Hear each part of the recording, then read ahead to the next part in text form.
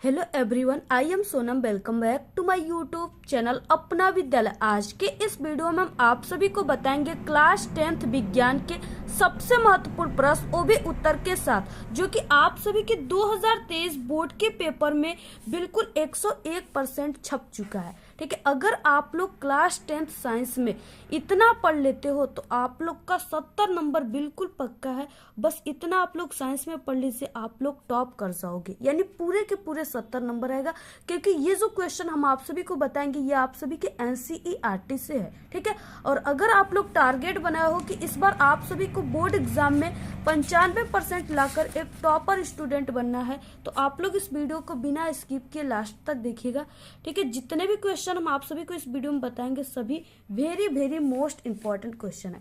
और आपके जो क्लास 10th विज्ञान में, ठीक है, यानी कि जो 20 नंबर का बहुविकल्पी क्वेश्चन आएगा। ठीक है, इसके बाद जितने भी वर्णनात्मक प्रश्न है, यानी किस टाइप के क्वेश्चन आप सभी के बोर्ड एग्जाम में आते हैं, न्यूमेरिकल आते हैं, ठीक है, रिएक्शन आते हैं, तो किस तरह से क्वेश्चन आते हैं, आप सभी को पूरे साइंस यानी पूरे साइंस के बुक से जितने भी क्वेश्चन आते हैं, ठीक है, जितना इस वीडियो में बताएंगे सिर्फ उतना ही आप लोग पढ़ लीजिए, आपका 70 नंबर बिल्कुल पक्का है। तो यहाँ पे हम आपको साइंस के फिजिक्स, केमिस्ट्री, बायोलॉजी, ठीक है, बहुविकल्पी प्रश्न, लघु उत्तरी, दीर्घ उत्तरी और इसके साथ साथ आंकिक प्रश्न, और यहाँ पे आप सभी को अभिक्रिया, ठीक है, सभी प्रकार के क्वेश्चन इस वीडियो में बताएंगे। तो आप लोग इससे बाहर आपके एग्जाम में कुछ भी नहीं आएगा। तो यहाँ पे देखिए सबसे फर्स्ट, यानी कि इस पेपर के ही क्वेश्चन यहाँ पे है। ठीक है, सबसे फर्स्ट जो कि बहुविकल्पी क्वेश्चन 20 नंबर का आएगा। ठीक है, तो यहाँ पे सबसे फर्स्ट क्वेश्चन है, ठीक है, जो बहुत ही मोस्ट इंपॉर्टेंट है, वो है कि सल्फ्यूरिक अम्ल में अम्लीय हाइड्रोजन परमाणुओं की संख्या है। ठीक है, तो सबसे पहले हम आपको बता दें कि जो सल्फ्यूरिक अम्ल का सूत्र होता है वो H2SO4 होता है, जिसको तेजाब भी कहते हैं। ठीक है, तो यहाँ पे देखिए इसमें पूछ रखा है कि हाइड्रोजन परमाणुओं की संख्या, तो यहाँ पे H2 है, इसका मतलब हाइड्रोजन परमाणु की संख्या कितना है, इसमें 2 है, तो यहाँ पे ऑप्शन 2 राइट है। ठीक है, इस तरह से। इसके बाद देखिए नेक्स्ट क्वेश्चन है, निम्नलिखित में से अम्लीय लवण है, तो यहाँ पे पूछ रखा है अम्लीय लवण। ठीक है, तो यहाँ पे देखिए NaHSO4 जो है ये एक अम्लीय लवण है। ठीक है, इसका नाम बेकिंग सोडा है। तो आप लोग इस क्वेश्चन को भी तैयार कर लीजिए, बहुत ही मोस्ट इंपॉर्टेंट। इसके बाद नेक्स्ट है प्रोपेन का रासायनिक सूत्र है। ठीक है, ये भी बहुत ही मोस्ट इंपॉर्टेंट क्वेश्चन है। तो यहाँ पे देखिए प्रोपेन का, यानी कि इसमें 3 कार्बन को प्रोपेन कहते हैं। ठीक है, तो इसका सूत्र हो जाएगा CH3, ठीक है, एकल बंध, CH2 एकल बंध, फिर CH3। इस तरह से यहाँ पे एक कार्बन, 2 और 3। ठीक है, तो पहले को कहते हैं एथ, दूसरे को मेथ और तीसरे को प्रो। तो यहाँ पे 3 कार्बन है, तो यहाँ पे प्रोपेन का सूत्र क्या हो जाएगा, यहाँ पे 3 कार्बन है तो C3। ठीक है, इसके बाद यहाँ पे जोड़ लीजिए 3 यहाँ पे हाइड्रोजन, 3 यहाँ पे 6 और 2 यहाँ पे 8। ठीक है, तो यानी C3H8 जो है वो क्या है, प्रोपेन का सूत्र है। तो C3H8 क्या है, ये है, तो यहाँ पे ऑप्शन सी राइट है। इसके बाद देखिए नेक्स्ट क्वेश्चन है, आप लोग वीडियो को बिल्कुल भी मत स्किप कीजिएगा, हम आपको बहुत ही अच्छे तरीके से समझाएंगे। ठीक है, और जितने भी क्वेश्चन बता रहे हैं सब आपके 101% गारंटी है कि विज्ञान के पेपर में बिल्कुल छप चुका है। ठीक है, नेक्स्ट है पादपों में वायु प्रदूषण कम करने वाली प्रक्रिया होती है, तो वो होता है प्रकाश संश्लेषण, ऑप्शन बी राइट है। तो यहाँ पे देखिए नेक्स्ट क्वेश्चन है कि कोशिकीय प्रक्रमों में ऊर्जा मुद्रा है। ठीक है, ऊर्जा मुद्रा यानी ऊर्जा की सिक्का है। ठीक है, तो यहाँ पे देखिए जो ATP है इसको ऊर्जा का सिक्का कहा जाता है, ऑप्शन सी राइट है। इसके बाद नेक्स्ट है मनुष्य के हृदय में कोष्ठकों यानी वेस्मों की संख्या होती है। ठीक है, तो मनुष्य के हृदय में जो वेस्मों की संख्या होती है वो 4 होती है। कितने होते हैं, 4 वेस्म होते हैं। ठीक है, ऑप्शन डी राइट है। इसके बाद नेक्स्ट क्वेश्चन है डायनेमो उत्पन्न करता है, तो यानी डायनेमो जो होता है यानी मोटर, वो क्या उत्पन्न करता है। ठीक है, तो डायनेमो जो होता है वो विद्युत वाहक बल उत्पन्न करता है, ऑप्शन बी राइट है। नेक्स्ट है क्वेश्चन, दूरदृष्टि दोष के कारण प्रतिबिंब बनता है। ठीक है, तो जो दूरदृष्टि दोष होता है उसके कारण प्रतिबिंब रेटिना के पीछे बनता है। किसके कारण, दूरदृष्टि के कारण रेटिना के पीछे प्रतिबिंब बनता है, ऑप्शन सी राइट है। नेक्स्ट है प्रतिरोध का मात्रक है, तो देखिए प्रतिरोध का मात्रक यानी कि होता है R बराबर, ठीक है, V/I। अब V यानी क्या है, विभव है, इसको वोल्ट कहते हैं, और इसके बाद नीचे है एम्पियर। ठीक है, तो यहाँ पे यानी कि प्रतिरोध का एक मात्रक वोल्ट बटे एम्पियर होता है, या आप लोग इसको ओम भी कहते हो, ओम का प्रतीक ये है, ठीक है। यानी ऑप्शन क्या है, ए राइट है। अगर ये वाला ऑप्शन रहता वोल्ट बटे एम्पियर तो ये वाला भी राइट होता, तो यहाँ पे ओम ही दिया है ऑप्शन, ठीक है, ए राइट है। नेक्स्ट क्वेश्चन 10वां है, विद्युत धारा को किससे मापते हैं, ठीक है। तो यहाँ पे 4 ऑप्शन है, ठीक है। पहला ऑप्शन दिया हुआ है वोल्ट मीटर, दूसरा दिया हुआ है वाट, तीसरा है गैल्वेनोमीटर और चौथा जो ऑप्शन डी है वो अमीटर है। तो इसमें से कौन सा ऑप्शन राइट है, आप लोगों को इसका आंसर हमारे कमेंट बॉक्स में जरूर देना है। इसके बाद नेक्स्ट जो क्वेश्चन है बहुत ही मोस्ट इम्पोर्टेंट क्वेश्चन है, ठीक है। आप सभी के बोर्ड एग्जाम में हर साल आता है और इस बार भी पेपर में बिल्कुल छपा हुआ एक क्वेश्चन है। यहाँ पे क्या विस्थापन एवं द्विविस्थापन अभिक्रियाओं में क्या अंतर है, ठीक है। इन अभिक्रियाओं के समीकरण भी लिखिए। यानी ये क्वेश्चन आप सभी के बोर्ड एग्जाम में, ठीक है, 6 नंबर का क्वेश्चन आएगा। यानी आप सभी को इसका समीकरण भी लिखना है और विस्थापन और द्विविस्थापन में अंतर भी लिखना है। तो सबसे पहले हम आपको विस्थापन अभिक्रिया किसे कहते हैं, इसके बाद हम आपको इसका रिएक्शन समीकरण भी बताएंगे। तो यहाँ पे देखिए, इस अभिक्रिया में यानी विस्थापन अभिक्रिया में एक तत्व दूसरे तत्व को उसके लवण के विलयन से विस्थापित कर देता है। विस्थापित करने का मतलब कि अलग कर देता है, ठीक है, उसी को विस्थापन अभिक्रिया कहते हैं। यानी जो विस्थापन अभिक्रिया है इसमें सिर्फ एक तत्व के ही आदान प्रदान हो रहे हैं, यानी एक तत्व ही एक तत्व को उसके स्थान से हटा रहा है, विस्थापित कर रहा है, तो उसी को विस्थापन अभिक्रिया कहते हैं। इसके बाद देखिए, अब आपको रिएक्शन के माध्यम से बहुत ही अच्छे तरीके से समझ में आएगा। तो यहाँ पे जैसे हमने जिंक ले लिया जेडीएन, ठीक है, प्लस इसको CuSO4 कॉपर सल्फेट, और इसका हम विस्थापन करा रहे हैं, तो यहाँ पे आपको लिख देना है विस्थापन। यहाँ पे देखिए जो जिंक है, ठीक है, जेडीएन है, ये क्या है कि कॉपर से काफी ज्यादा प्रबल है। तो यहाँ पे जो जिंक है ये क्या करेगा कि जो कॉपर में CuSO4 है यानी जो SO4 सल्फेट है इसको क्या कर देगा, विस्थापित कर देगा। तो यहाँ पे क्या हो जाएगा, JDnSO4, ठीक है। यानी इस तरह से समझिए कि जो SO4 है सल्फेट है, इसको जिंक अपने साथ ले लिया, इसको कॉपर से क्या कर दिया, विस्थापित कर दिया। तो यहाँ पे हो गया JDnSO4। इसके बाद यहाँ पे सिर्फ बचा कॉपर, तो प्लस Cu। तो यहाँ पे ये जो रिएक्शन हो रहा है ये विस्थापन अभिक्रिया हो रहा है, ठीक है। इसमें क्या है कि एक तत्व दूसरे तत्व को उसके लवण के विलयन से विस्थापित कर देता है। तो यहाँ पे कॉपर सल्फेट का यह विलयन है, इसमें से जो जिंक है, ठीक है, इससे ये सल्फेट जो है इसको विस्थापित कर दिया, तो यहाँ पे अपने साथ लेकर जिंक सल्फेट बना दिया। तो ये तो विस्थापन अभिक्रिया है, और इससे थोड़ा सा अंतर आपको द्विविस्थापन अभिक्रिया में मिलेगा, ठीक है। यहाँ पे देखिए द्विविस्थापन अभिक्रिया क्या है, इस अभिक्रिया में 2 यौगिक के मध्य आयनों का आदान प्रदान होता है। यानी कि जो विस्थापन अभिक्रिया था उसमें एक तत्वों के, ठीक है, हो रहा था आदान प्रदान, और इसमें 2 यौगिकों के, यानी कि इसमें कई तत्व सम्मिलित रहेंगे, ठीक है। तो यहाँ पे देखिए 2 यौगिकों के मध्य आयनों का आदान प्रदान होता है, उसी को द्विविस्थापन अभिक्रिया कहते हैं। इसके बाद इसका रिएक्शन क्या हो जाएगा, तो इसमें आपको 2 यौगिक लेना है, ठीक है। तो यहाँ पे पहला हम ले लेते हैं BaCl2 यानी कि बेरियम क्लोराइड, ठीक है, बेरियम क्लोराइड, ठीक है, क्लोराइड हो गया। तो यहाँ पे बेरियम क्लोराइड का सूत्र जो है वो BaCl2 है, और प्लस हमको यहाँ पे एक और यौगिक लेना है, तो यहाँ पे हम Na2SO4 सोडियम सल्फेट को ले लेते हैं। और ये जो रिएक्शन हो रहा है ये द्विविस्थापन हो रहा है, तो यहाँ पे आपको लिख देना है द्विविस्थापन,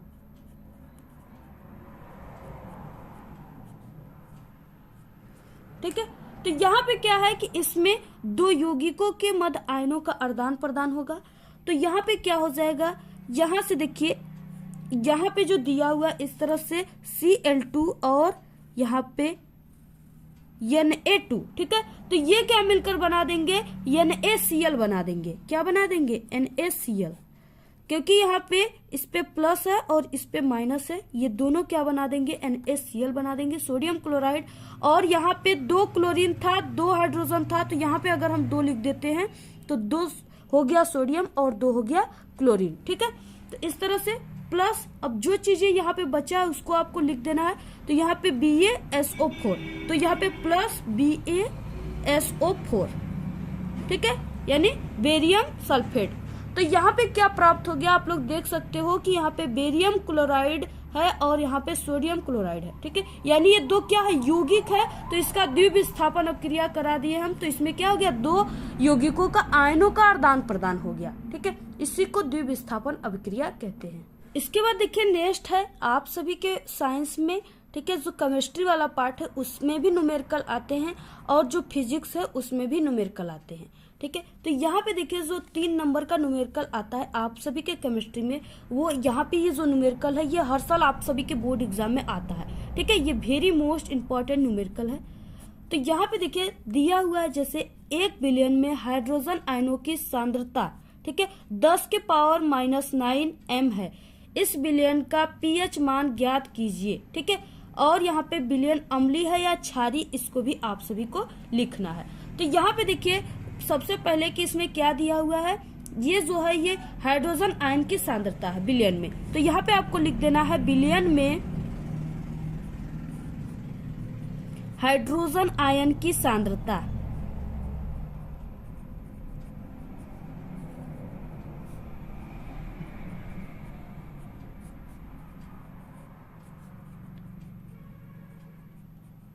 और जितना यहाँ पे दिया हुआ है सांद्रता उसको आपको लिख देना है। यहाँ पे 10⁹ m दिया हुआ है। ठीक है, और इसके बाद देखिए जो फार्मूला होता है पीएच का, वो होता है pH इक्वल -log, ठीक है, इन ब्रैकेट H⁻+, इस तरह से H+।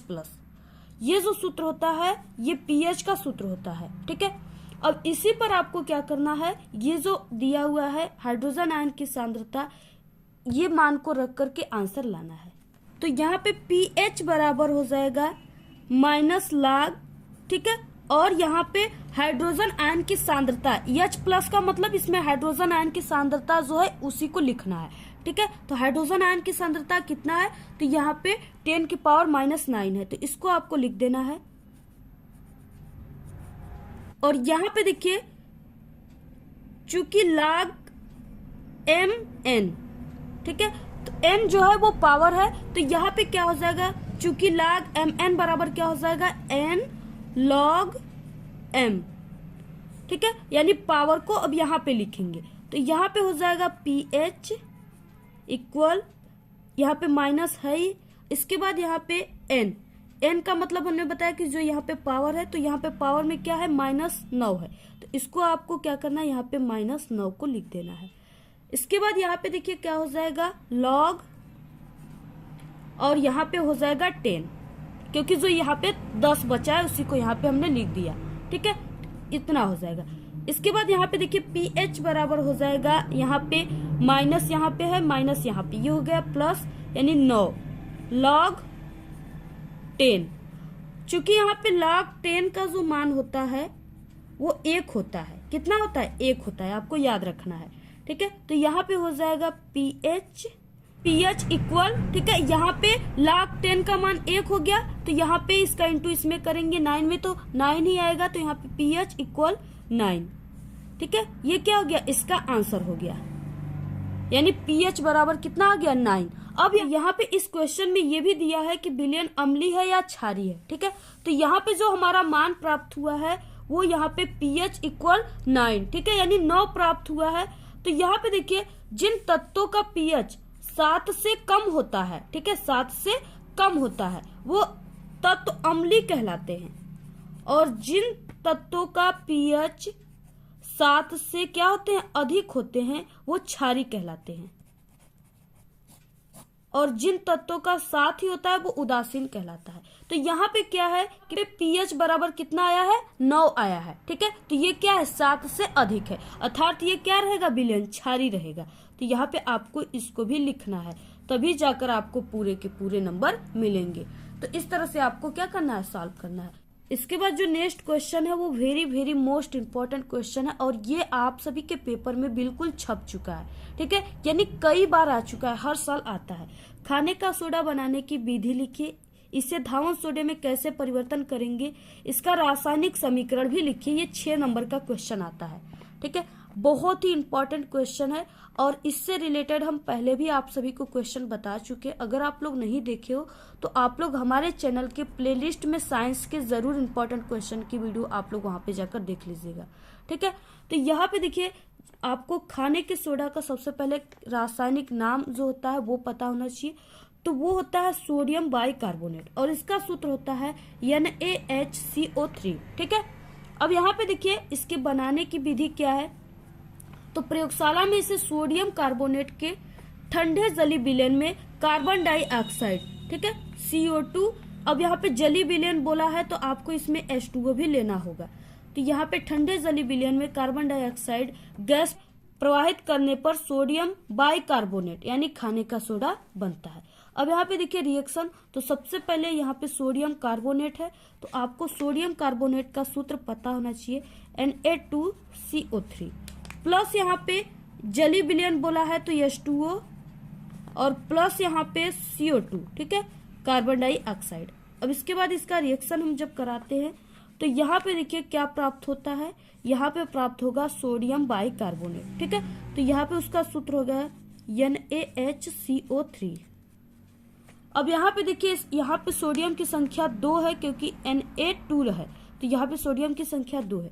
इधर भी यानी इस तीर के निशान की इधर एरो के भी 2 होना चाहिए। तो यहाँ पे हो गया, हमने 2 लगा दिया तो यहाँ पे 2 सोडियम 2 हाइड्रोजन 2 कार्बन, ठीक है, और यहाँ पे 3 ऑक्सीजन है तो इसका इसमें गुणा हो जाएगा तो ये हो जाएगा 6 यानी 6 ऑक्सीजन।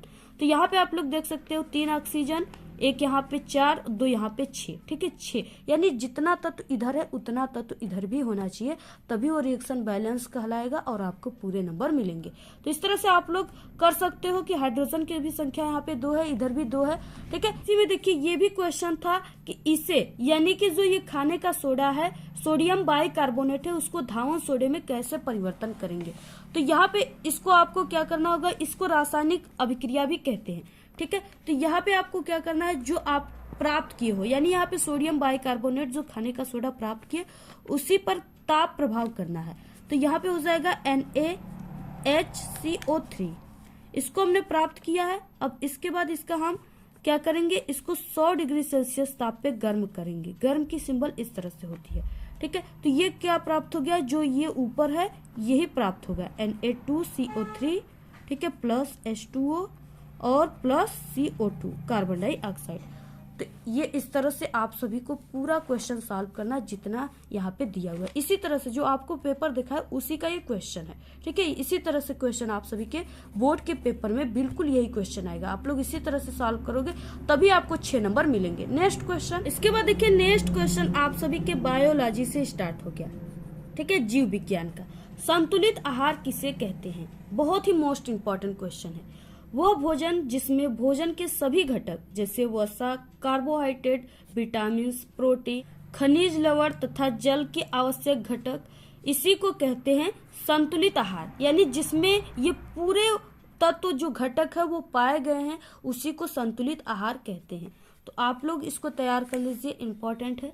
नेक्स्ट क्वेश्चन है परिवार नियोजन को परिभाषित कीजिए और इसके 2 स्थायी विधियों का उल्लेख कीजिए, ठीक है। ये भी क्वेश्चन बहुत इंपॉर्टेंट है और ये 4 से 6 नंबर में आता है। तो यहाँ पे देखिए पहला है, आप सभी को हेडिंग डाल देना है परिवार नियोजन।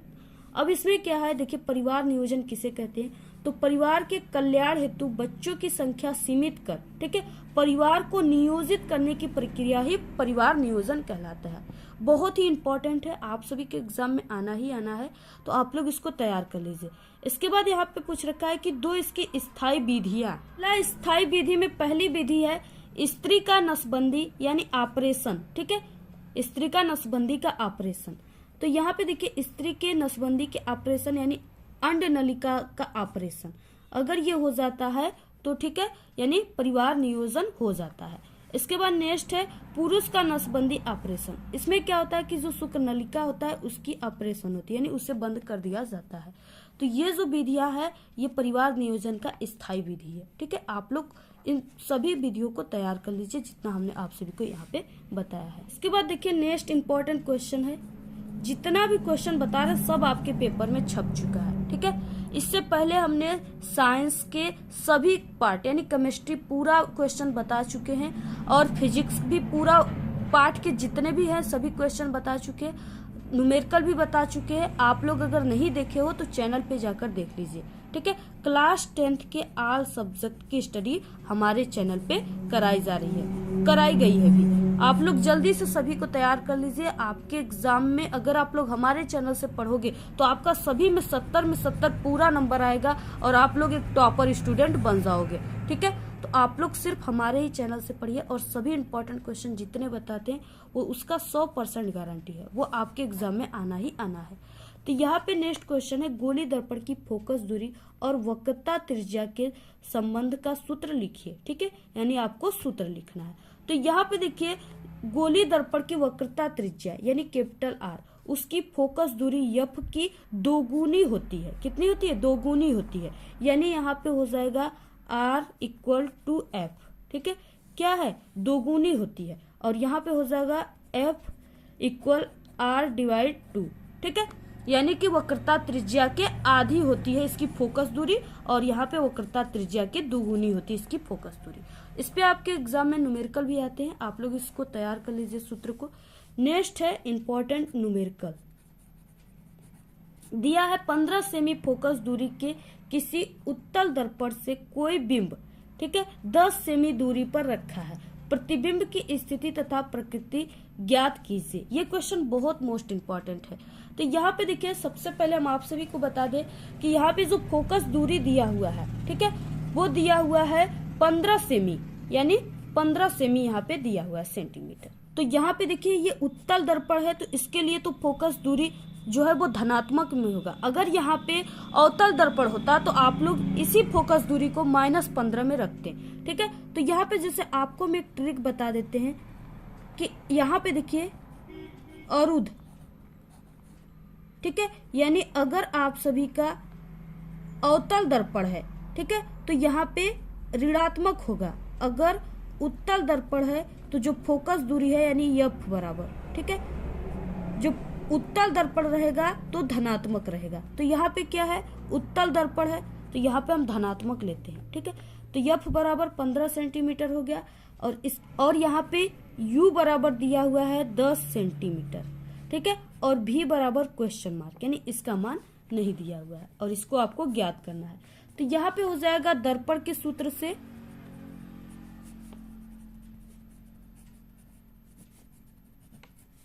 तो दर्पण का सूत्र क्या होता है? 1/F बराबर 1/V प्लस 1/U।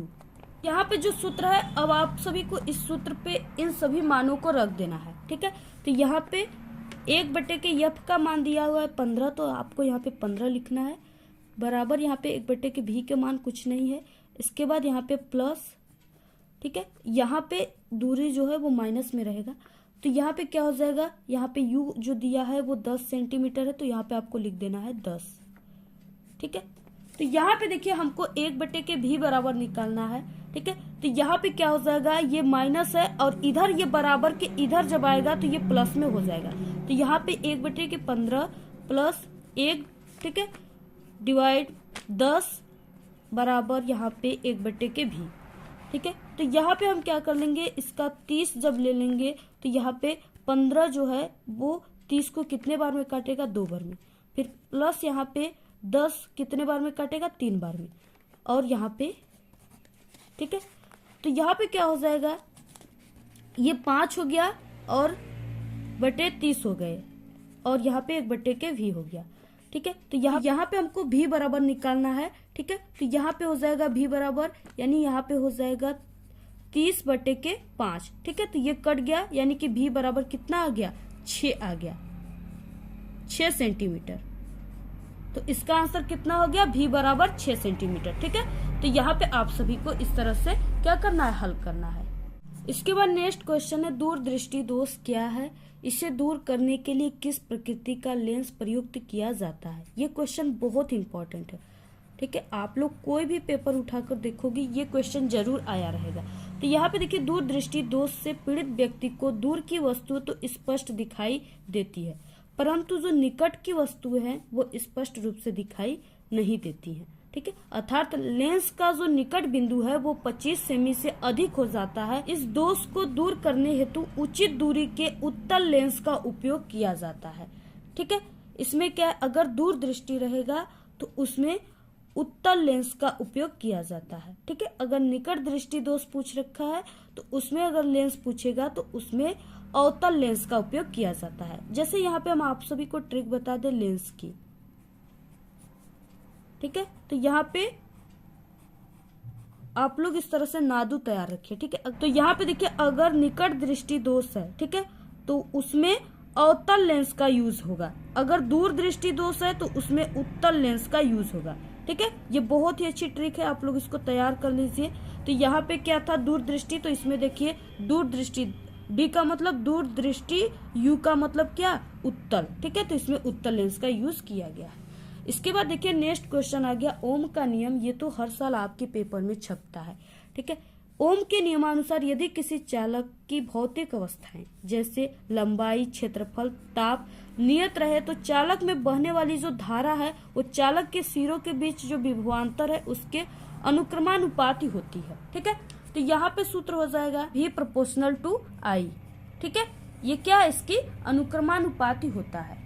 और यहाँ पे देखिए R बराबर V बाई I, और इसका मात्रक हमने आप सभी को बताया ओम होता है। ठीक है, जिसका प्रतीक इस तरह से होता है, और इसको वोल्ट बटे एम्पियर भी इसका एक मात्रक है। इसको भी आप लोग तैयार रखिए, बहुत ही इंपॉर्टेंट है। इस क्वेश्चन को जल्दी से आप लोग रट लीजिए। देखिए नेक्स्ट क्वेश्चन जो है बहुत ही इंपॉर्टेंट क्वेश्चन है, वो है न्यूमेरिकल टाइप का क्वेश्चन। ये आपके विद्युत वाले चैप्टर से है। ठीक है, दिए गए विद्युत परिपथ में ए तथा बी बिंदुओं के बीच तुल्य प्रतिरोध ज्ञात कीजिए। यहाँ पे एक सर्किट दिया हुआ है परिपथ। ठीक है, और इसमें ए और बी के बीच आपको प्रतिरोध को ज्ञात करना है। ठीक है, तो यहाँ पे देखिए सबसे पहले क्या है कि आपको इसमें पहचानना ये है कि कौन सा जो प्रतिरोध है वो श्रेणी क्रम में जुड़ा हुआ है और कौन सा प्रतिरोध समांतर क्रम में जुड़ा हुआ है। ठीक है, तो यहाँ पे आप लोग देख सकते हो कि ए और बी के बीच पूछ रखा है। तो यहाँ पे इसमें क्या है कि 1 ओम, 2 ओम और 3 ओम, ये क्या है कि श्रेणी क्रम में जुड़े हुए हैं। तो श्रेणी क्रम का सूत्र हमने आप सभी को बता चुके हैं। अगर आप लोग नहीं देखे हो तो जरूर आप लोग उसको जाकर देख लीजिएगा। R1, ठीक है, R बराबर R1 plus R2 plus R3।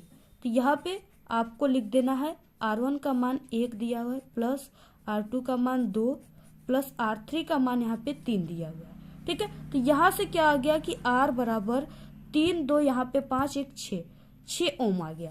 ठीक है, अब यहाँ पे देखिए ये पूरे जो इतने भी यहाँ पे प्रतिरोध जुड़े थे इसका पूरा का मान 6 हो गया। तो इस प्रतिरोध यानी ये सर्किट अब इस तरह से बन जाएगा।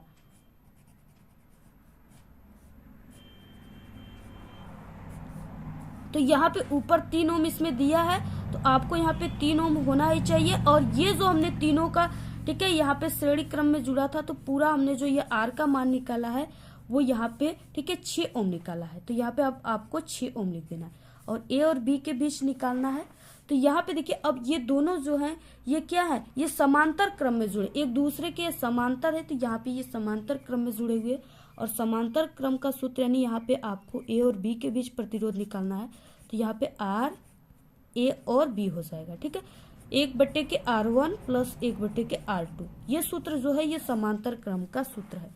तो यहाँ पे क्या हो जाएगा, RAB बराबर जो भी मान दिया है यहाँ पे, उनका मान यहाँ पे दिया हुआ है 3 ओम। ठीक है, तो आपको यहाँ पे 1/3 प्लस यहाँ पे ये जो हमने मान निकाला है यहाँ पे R का मान यानी ये प्रतिरोध 6 है।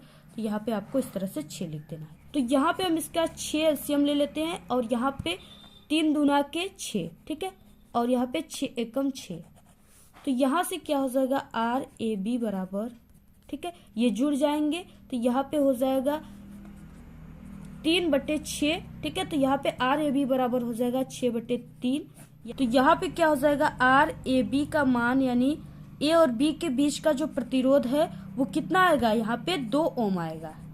तो इसका आंसर हो जाएगा 2 ओम। ठीक है, ये बिल्कुल इसी तरह से आपको न्यूमेरिकल लगाना है बोर्ड एग्जाम में, तभी आपको पूरे के पूरे 6 नंबर मिलेंगे। ये 6 नंबर में आएगा क्वेश्चन। ये जितने भी इस वीडियो में हम आपको क्वेश्चन बताएं सभी को आप लोग तैयार कर लीजिए, इससे बाहर कोई भी क्वेश्चन आपके बोर्ड एग्जाम में नहीं आएगा। ठीक है, ये पूरे पेपर जो है इसके पूरे क्वेश्चन को हम आप सभी को सॉल्व करके बताएं। ठीक है, यही पेपर का क्वेश्चन। तो आप लोग जल्दी से इसको तैयार कर लीजिए, बिल्कुल यही पेपर और यही क्वेश्चन आएंगे आप सभी के बोर्ड एग्जाम में। तो आप लोग इस वीडियो को ज्यादा से ज्यादा अपने सभी दोस्तों में शेयर कीजिएगा। हम आप सभी लोगों के लिए इतना मेहनत करते हैं, तो आप लोग भी इतना कर सकते हो, ठीक है। और आप लोग हमारे टेलीग्राम चैनल को जरूर ज्वाइन कीजिए, उसका लिंक आपको इस वीडियो के डिस्क्रिप्शन में मिल जाएगा। और आप सभी को जिस टॉपिक पे वीडियो चाहिए आप लोग एक बार जरूर कमेंट कीजिए। और अगर आप सभी लोग किसी भी सब्जेक्ट में क्लास 10th में कमजोर हो और बोर्ड एग्जाम में पास होना चाहते हो, तो आपको इसी वीडियो के लास्ट में 4 वीडियो मिलेंगे, ठीक है। आप लोग उसी वीडियो पे क्लिक करके क्लास 10th के सभी सब्जेक्ट में पास होने की ट्रिक हमने बताया है, साइंस में भी, ठीक है, हिंदी में भी बिना पढ़े, इंग्लिश में, मैथ में। तो आप लोग उस वीडियो पे क्लिक करके आप लोग जरूर उस वीडियो को देख लीजिएगा। आप लोग पास ही नहीं बल्कि एक अच्छे नंबर लाएंगे। तो अगर आप लोग कमजोर हो तो उस ट्रिक का यूज कर सकते हो। तो आपको ये वीडियो कैसा लगा? अगर वीडियो पसंद आए तो एक बड़ा सा लाइक कर दे, चैनल पे नए तो सब्सक्राइब जरूर करें। आप लोग इस वीडियो को ज्यादा से ज्यादा अपने सभी दोस्तों में शेयर कीजिए। हमारे चैनल पे बोर्ड एग्जाम से रिलेटेड कई इंपॉर्टेंट ट्रिक और टिप्स की वीडियो अपलोड है। आप लोग अगर विजिट नहीं किए तो एक बार आप लोग हमारे चैनल पे विजिट जरूर करें। तो आज के इस वीडियो में सिर्फ इतना ही। आप लोग कमेंट करना बिल्कुल ना भूले। Thanks, all the very best, bye bye.